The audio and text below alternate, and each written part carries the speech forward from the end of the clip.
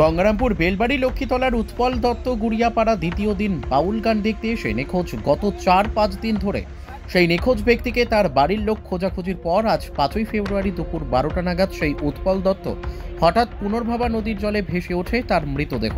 সেই মৃতদেহ দেখতে গ্রামের প্রচুর লোকজনের সমাগম হয়। কী কারণে তার মৃত্যু হয়েছে সেটা তদন্ত করে দেখছেন গঙ্গারামপুর থানার পুলিশ।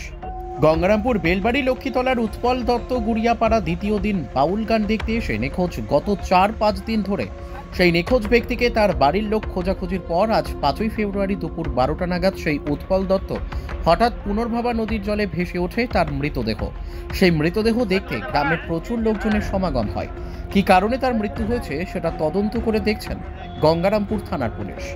গঙ্গারামপুর বেলবাড়ি লক্ষ্মীতলার উৎপল দত্ত গুড়িয়াপাড়া দ্বিতীয় দিন বাউল গান দেখতে এসে নিখোঁজ। গত 4-5 দিন ধরে সেই নিখোঁজ ব্যক্তিকে তার বাড়ির লোক খোঁজাখুঁজির পর আজ 5ই ফেব্রুয়ারি দুপুর 12টা নাগাদ সেই উৎপল দত্ত হঠাৎ পুনর্ভাবা নদীর জলে ভেসে ওঠে তার মৃতদেহ।